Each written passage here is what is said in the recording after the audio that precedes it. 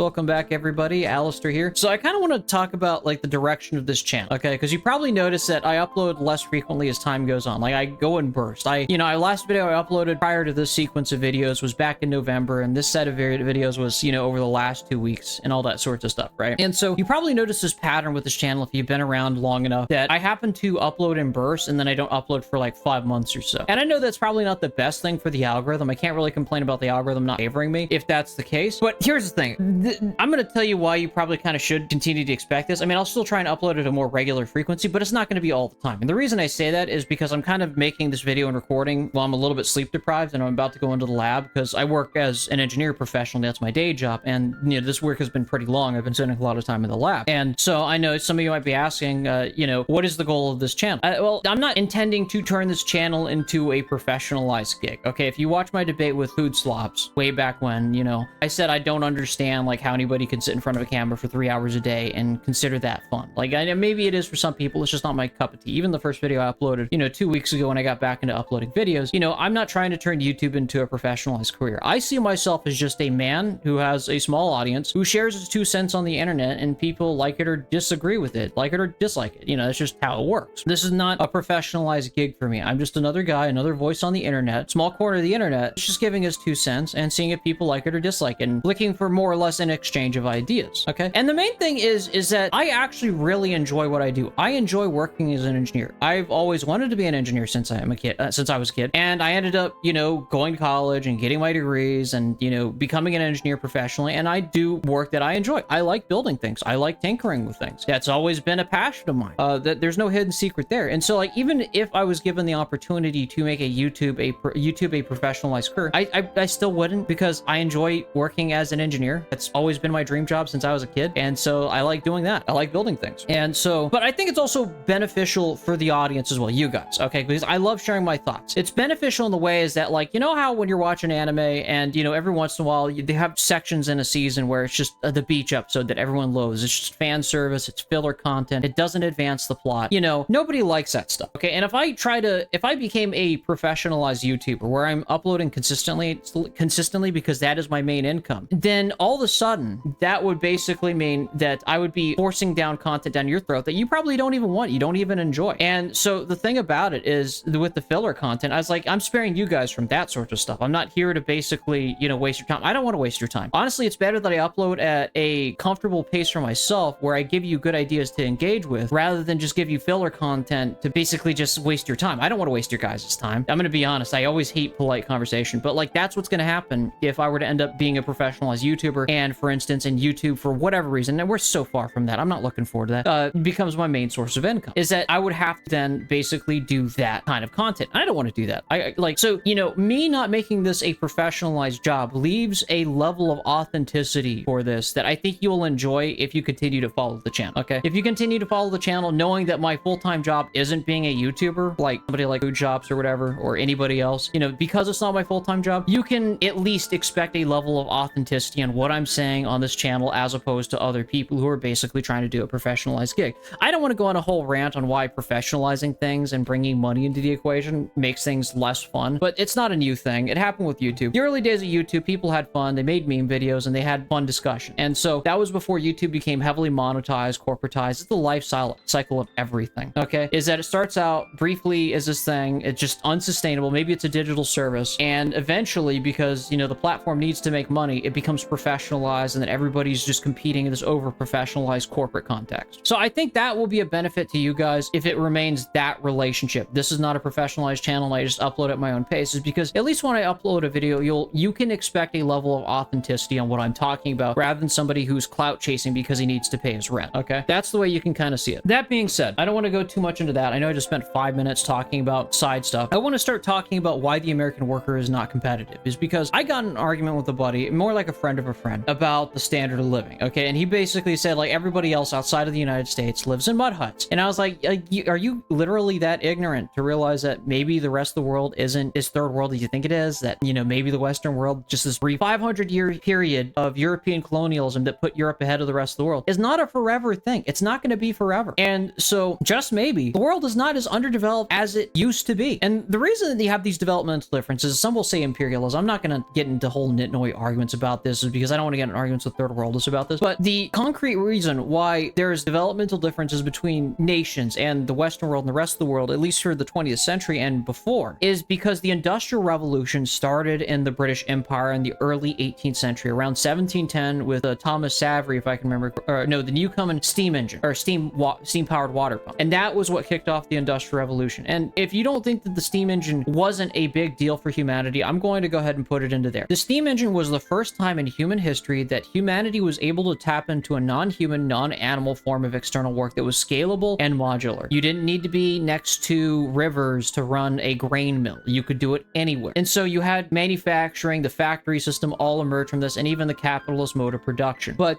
that's kind of the thing. That developmental difference happened is because the Industrial Revolution started in the British Empire. That's not I'm not going to get into it on whether or not, like, you know, that this thing, but this is something that's only been around for 300 or 400 years. This is not going to be permanent. Eventually, the rest of the world catches up. I mean, you could even give the example of the agricultural revolution, where, you know, it might have started in the Fertile Crescent in Eurasia, but it quickly spread throughout the rest of the continents as well. You know, the Americas invented agriculture as well, like some odd 5,000 years later. Of course, they never really got past the Bronze Age, but that's, again, neither here nor there. The point of the video, or the point that I'm making here, is that these developmental differences are not permanent. Technology and development spreads. Eventually, the world is developing, and honestly, I told him, I was like, you know, you think like everybody outside of the Western world is living in a mud hut. That's not even true. You look at modern day China, it is not even that bad. Like, they are unironically building the future. And he said, no, purchasing power parity. And this, I've been wanting to make a video on purchasing power parity for a very long time, maybe even a couple of years at this point, because I've argued with both conservatives and third worldists on this topic. I call it purchasing power gaslights, is because it's really a self-report of the ruling class and their buying power, and not the American workers buying power. So let's get into the numbers, because I hate this metric and I hope it dies. And honestly, whatever talking points you hear in this video, please, you know, you hear anybody saying the American worker is privileged, and especially from a European, you hound them with these talking points, is because honestly, I don't know how they've been able to get away with it other than propaganda and mass media. But let's get right into it. What is the logic of purchasing power parity? And we got, after, like, because it's going to go into context of the discussion we had. Purchasing power parity is intentionally designed, the intentioned use is to basically compare purchasing power between different countries, or so it says. So let's get into it. How do you calculate a person's purchasing power in one country into another's? Okay. Now, this is why it's sometimes called the Big Mac Index, because a lot of the times, to basically, you know, make their point, they like to compare what is prices between different currencies. How do you know whether or not you're getting your buying power's worth in one country as in another? Let's do India and the United States. India and the United States. Let's use these two countries for example. In both India and the United States, there exists the Big Mac, and both countries sell Big Mac within their borders. Let's take that example. That's why it's called the Obesity Big Mac Index. I hate this fucking index. But let's get right into it. So, a Big Mac has a price in Indian currency known as rupees and also dollars in the United States, respectively. So, for instance, I'm going to pull these numbers out of my ass to kind of just explain the logic of purchasing power parity and how it basically compares metrics and why it's a gaslight. So, let's say, for instance, a Big Mac costs 2 rupees in India, and a Big Mac in the United States costs $1. Not that it actually costs that much. With inflation, it's more like $10 nowadays in the United States. I can't speak on behalf of India, but let's just entertain the logic for a second. Let's say it's 2 rupees. Now, for instance, you know, how do you know whether or not your money and the income you make in your country can get you farther in your country as opposed to another person's country? And this is where purchasing power parity comes in. Well, you need a common unit of denomination to say whether or not you're getting a bigger bang for your buck in one country to another. So the purchasing power parity cleverly says, well, if you take the exchange rate and say the exchange rate is hypothetically $1 to 4 rupees. So if you take $1, it'll be converted to 4 rupees. And so if you have 4 rupees, you can buy 2 Big Mac. And so equivalently, the Big Mac in India might be 2 rupees, but in the United States dollars, when you compare it, it's actually 50 cents. While in America, the Big Mac is $1. And so the third worldist and the conservative will jerk each other's dicks and basically say this is evidence that the American worker is privileged, because if he can hypothetically take his dollar into the third world and buy a Big Mac in India, he can actually live like a king. Now, that's the funny thing. Let's talk about how that's a self-report, okay? Because let's be honest here. If you're an American wagey living in San Francisco, Los Angeles, New York City, paying $3,000 a month in rent, it doesn't matter if you're making 6 figures, because it's an interesting thing that a Twitter post that's roasting Luigi Mangione might rag on American workers about if you're making more than 6 figures, 100K nominally in the United States dollars, you're a part of the global 1%. Because it all predicates itself on the hypothetical notion that if you could take American dollars outside of the United States and live like a king, then you must actually be wealthy. But they always fail to neglect the people who are making that kind of money in New York City, Los Angeles, San Francisco are also paying $3,000 a month for a 400 square foot studio apartment. And so So they can't actually save up enough of these precious, precious American dollars to go abroad and live like a king. And this is where the gaslighting begins from our stereotypical ruling class that doesn't like to tell the truth, because it's a self-report at the end of the day. Is because when they say that you can hypothetically take your American dollars to the third world and live like a king, they're obviously talking about themselves, because as the billionaire class can, they can take large sums of money, go into the third world, and live like a king. Because they can't. You can't. Because you're a wagey living in an American city, just making enough money to pay your rent, pay for groceries, which are also expensive according to the so-called purchasing power gaslight, that, you know, you're so privileged to enjoy paying those higher prices in the big city. So that's where the gaslight comes in. Now, how does this make the American worker uncompetitive? It all goes down to cost of living. While they basically love to boast that you can hypothetically take your US dollars, which are worth so much, to the third world and live like a king, nobody actually can, is because they have to deal with the cost of living. Now, how does this affect global trade? Why is the American worker so uncompetitive? And here I'm going to spit some harsh fucking truth nukes, so get ready to hear the truth, okay? When you're paying that higher cost of living because you have to pay $3,000 a month in rent just to survive, that also means that you need an income 3 times as much to cover that rent. So $3,000 a month in rent is $36,000 a year in rent that you have to pay. So you have to make well into the 6 figures after taxes just to be able to afford that level of rent, okay? And notice the interesting gaslight. So that's a logistical cost that if you're living in San Francisco, Los Angeles, or even New York City as an American worker, then you will have an enormously higher operational cost as a laborer just to be able to perform work. And so while they might say that you can hire a cheap third worlder to basically do the same kind of labor, you know, for cheaper, also recognize that they also have a lower cost of living, and they can quite literally buy these things for cheaper, the American capitalist can, than they have to with the American worker, which they also own the same properties within the United States to extort the living shit out of the American working class. So it's a double whammy. While they're simultaneously calling the American worker lazy, they're also jacking up the rent and prices of everything in the United States, doubling up their money, while at the same time calling the American worker lazy because they don't want to work harder for less, even though it is a real logistical operational cost that the American worker has to actually pay for, otherwise they literally cannot work. This is why the American worker is uncompetitive internationally. It's not because they're lazy, and especially if a European, somebody from France, for instance, calls the American worker lazy, then,